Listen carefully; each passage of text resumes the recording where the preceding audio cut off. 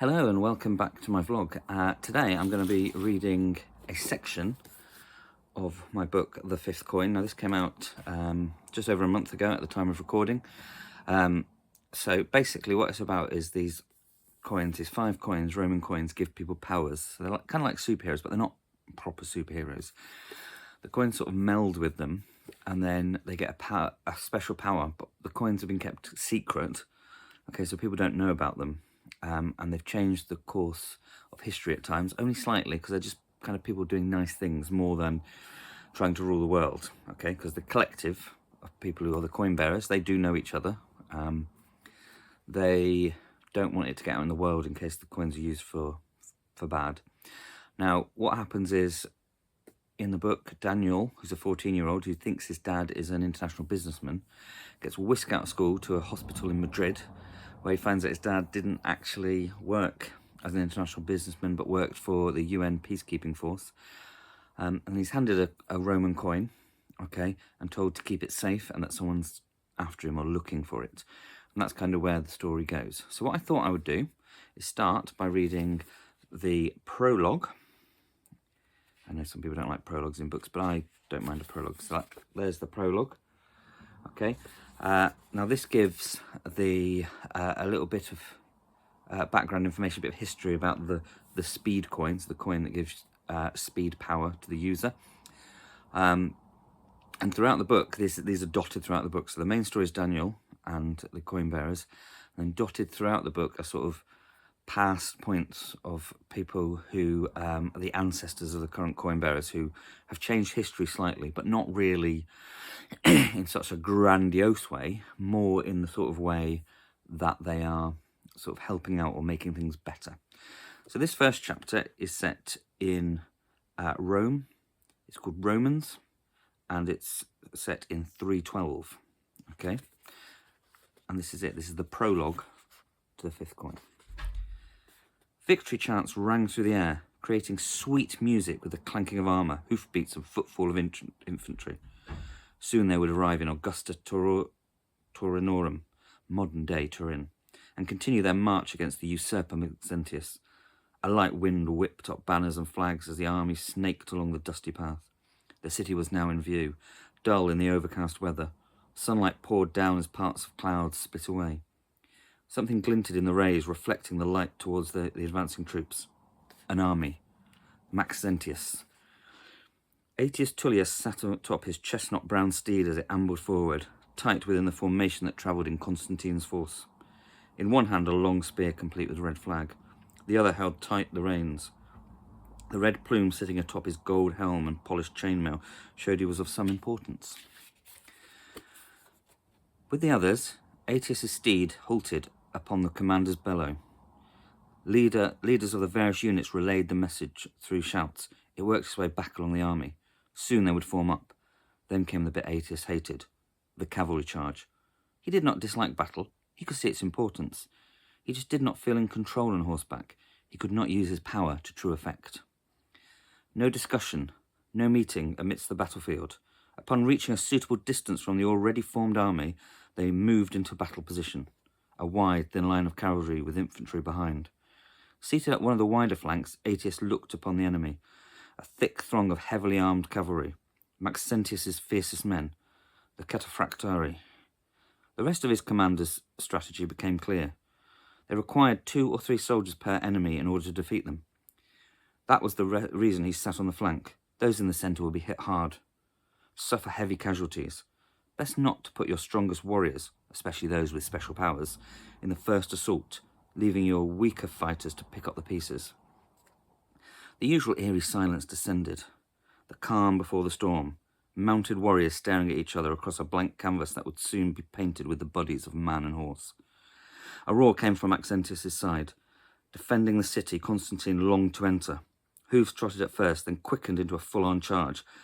Compact units churned up the soft ground underfoot. Constantine's lines held as the cataphractari of Maxentius neared. Each enemy rider was more heavily armoured than they had seen before, covered from head to toe in overlapping plates resembling fish.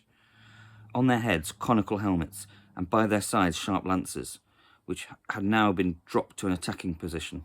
Even the horses had armour covering faces, manes and upper bodies. Those in the centre of Constantine's line were unsure of the tactics deployed. All they could do was watch as the cataphractari tore into them. Spears were batted aside as lances knocked riders from horses and found flesh. Those on the floor trampled, limbs crushed, torsos punctured, and heads caved in. Only the press of bodies halted them, breaking through to the infantry behind. Now they had stopped the charge. Constantine's flanks closed in, and with them came Aetius Tullius. As they arched behind the cataphractari, Aetius cursed, unable to get the horse up to speed, to imbue it with the power he held. He would need to get to the enemy like the rest of the cavalry, then strike out with his speed. As the cataphractari turned to regroup for another run, they saw the flanks knit together, locking them in a cage that they would need to fight their way out of. With a deafening roar, the lighter cavalry raised their spears, then threw them down to the ground, drawing instead metal-tipped clubs designed especially to tackle heavily armoured opponents. Now in close quarters, the lancers of the cataphractari were next to useless. Constantine's forces got around and under them, swinging hard and dismounting many riders. Armour twisted and bent, restricting movement and causing deep bruising. Some armour even punctured skin, causing blood to squirt forth. Aetius moved like lightning, his superhuman speed allowing him to strike before his enemies knew he was even there. Only the speed of his horse slowed him. He smashed his club to the right, denting the helm of an enemy and driving him from his horse. Before a second horseman could react, the club swung back under a lance. It then drove into the breastplate, compacting armour and crushing vital organs, but the rider stayed aloft his steed. A third was downed in the space of time a normal man could have struck one. A deadly hammer blow to the top of a helmet, knocking his assailant unconscious. The enemy crumpled and collapsed to the floor, taken by the mud and crushed by hooves.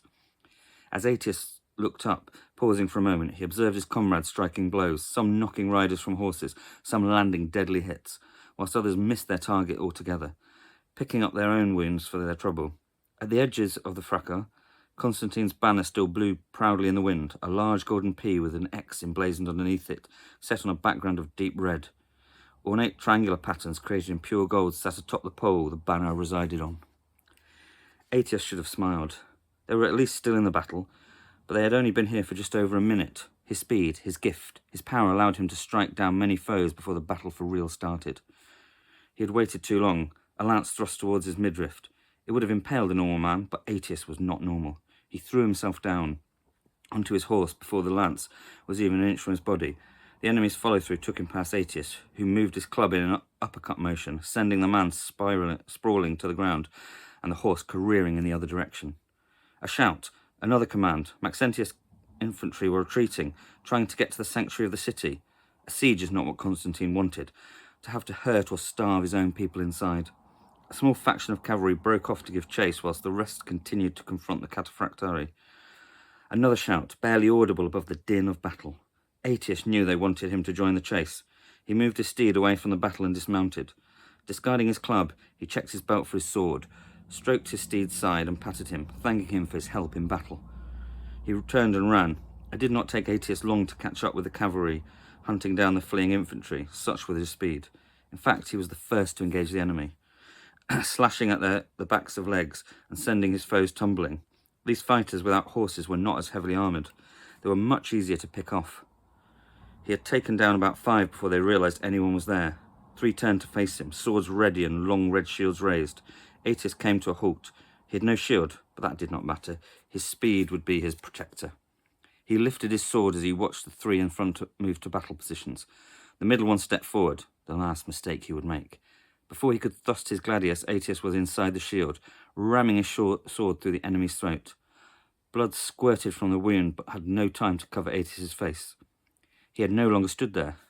He spun to meet the second attacker, slashing low, cutting through the knees of the third.